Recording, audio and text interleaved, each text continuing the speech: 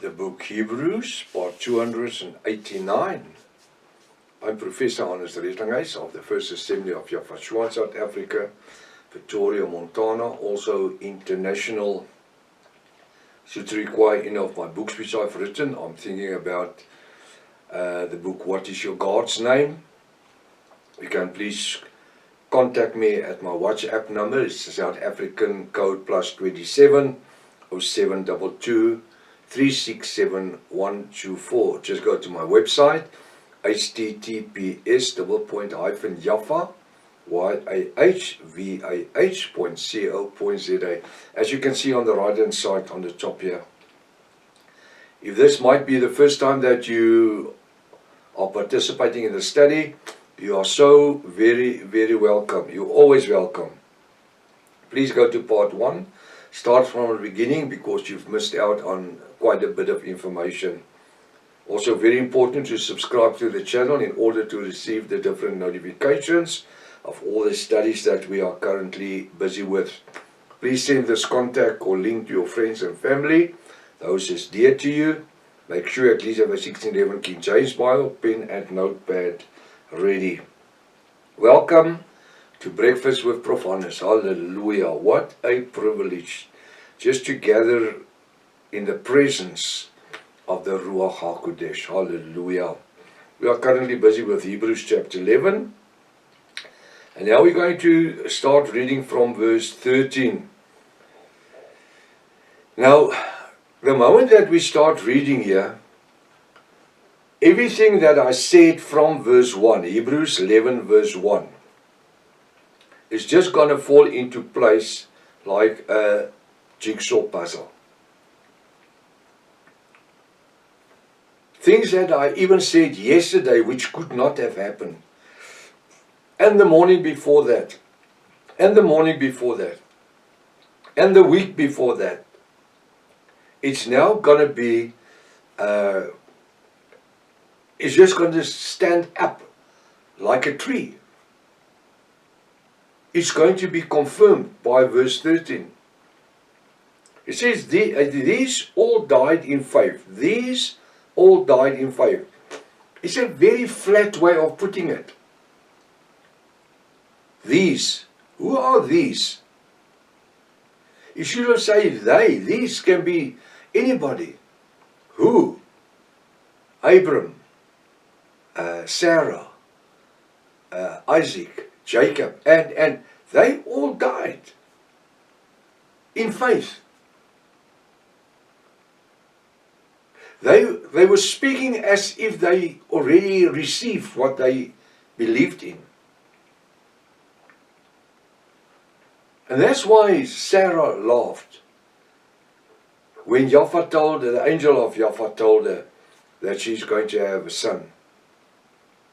These all died, or they all died in faith, not having received the promise. Were I wrong? No. I'm seldom wrong, because I can read the scripture and remember the scriptures. These, they all died. I don't even want to use the word these, because when I talk about trees or fish or cattle, these, they die. These, they that we studied about, all died in faith, not having received the promises. The promises. It is plural, not promise. Promises. There were different promises. But having seen them afar off. You can remember when we started Hebrews 11, when I told you that it sounds like the Bible is contradicting itself when Adam is speaking as if he had entered the kingdom. I think it was on Monday as well. As if he had entered the kingdom. As if he had received the... No, he hasn't. Not Abram or Isaac or Abram. Isaac, Abram, Jacob. Abram, Isaac and Jacob. They didn't receive it. Their offspring would receive it. after they would be in bondage for 430 years under the Egyptians. They all died in faith, not having received the promises, but have seen them afar off. And this is what faith is. We believe in Yahshua. Have we seen him? No. We operate in the same faith. We know about him. We have confirmation in the scriptures, in the Bible. We have something to read from. Did Abraham had it? No. Did Isaac and Jacob had it? No. They only had the promise of their father Abraham, which Yahweh has taught them. But having seen them afar off, so they lived in such a deep faith that they could tell you what is the building style they used. They could tell you the color of the paint. They could tell you the plan of the buildings. Why? To them that was faith.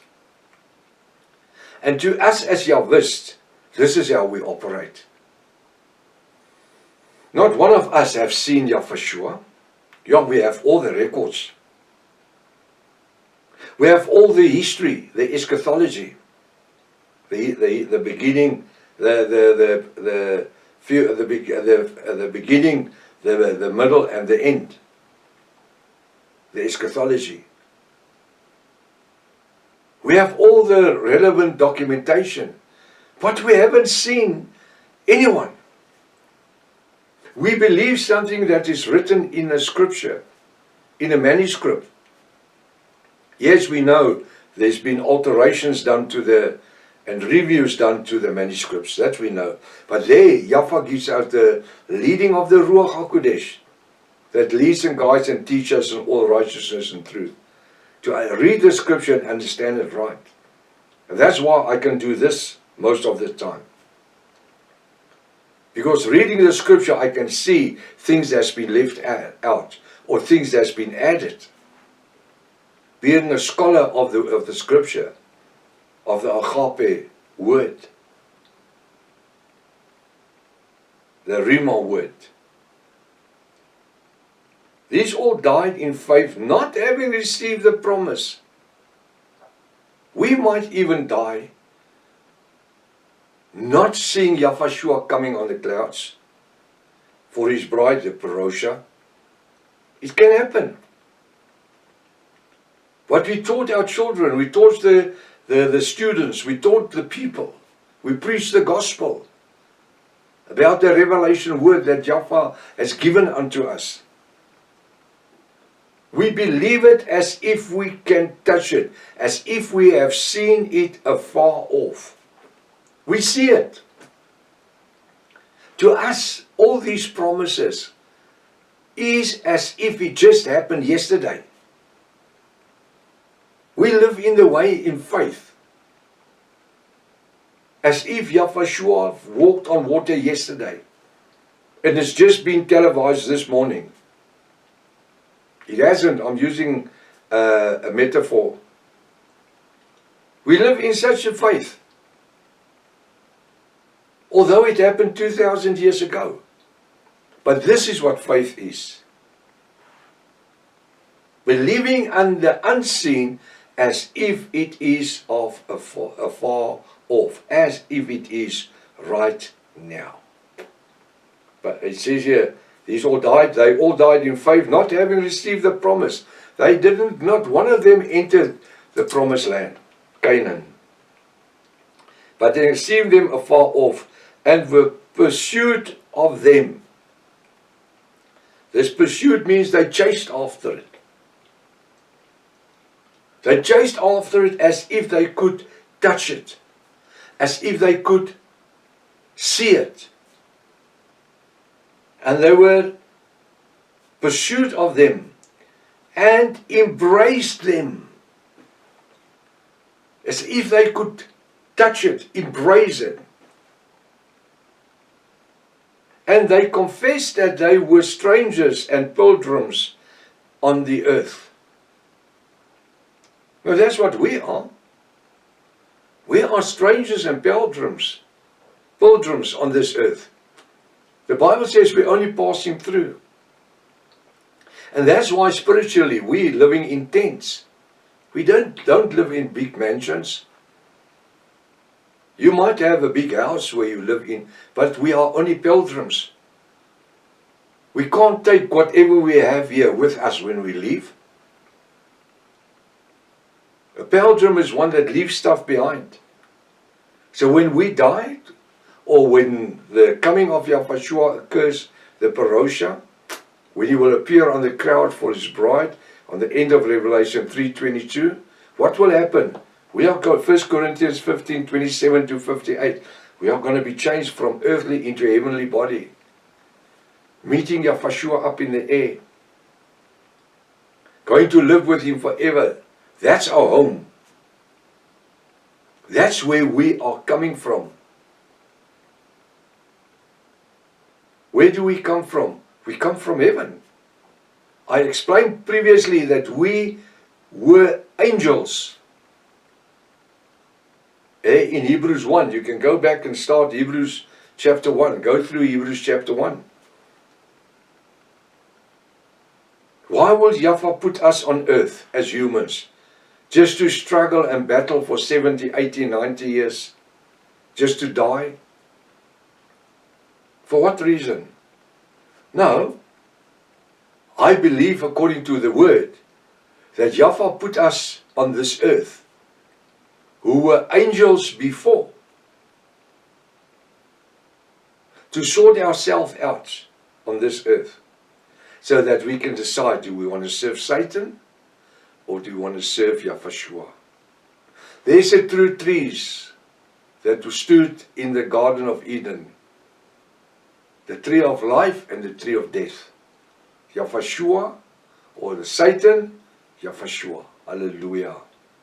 Choose today from which tree you want to live. And today our whole life consists of choices that we made. And most of these choices that we made today is made by faith. Not seeing anything. We haven't embraced anything. We confess that we are strangers in this land. We're living in South Africa. We are called South Africans. And we're proud to be South Africans. But I tell you what, this is not our destination. We were born here. But this is not what we are taking with us when we die, or when we are going to be changed. We are called sons, kings and priests of Yahweh our Father on earth. Sons because we don't operate as beggars. Priests because we are serving the temple. Our bodies is the temple. Our household, we must serve them with the word. The world, we must serve them with the revelation word. And priests, kings, sons and priests. As kings we rule over the world of works of Satan. As sons we perform in the inheritance that we received already while we're on this earth. The power to reign over the power of Satan. To cast out demons, to lay our hands on the sick. With a promise that they shall be healed. And we manifest as priests. We are not beggars. We heirs of the kingdom of Yahweh our Elohim. Everything that was promised to Yahushua have become ours 2,000 years ago. Have you seen it? Have you touched it? No. Have Abram and his heirs, did they receive it? No. But they embraced it. They chased after it. They confessed it with their mouth. And what? In faith. That we will, if we don't receive it now, we will receive it when we die. And that we are strangers and pilgrims on this earth. In Psalms 8, it says, what is man that you think about him? You made us little less than angels. Heavenly beings, angels. Why? We were angels. You clothed us with glory. Go read Psalms 8. And you put us in a position to rule. So what does he do? Yahweh brings us down from heaven, being born as babies, growing up, making the choices of death or life. In making sure that there will never again, ever in heaven, be a rebellion like there was when Satan was cast out onto the earth. I can find no other reason in the Bible other than why we would have been born on this earth. Just to, after 60, 70, 80, 90 years, just to die in sorrow. Think about this till tomorrow morning, if it's Father's will. Maranatha. Yahweh is coming back again. Hallelujah.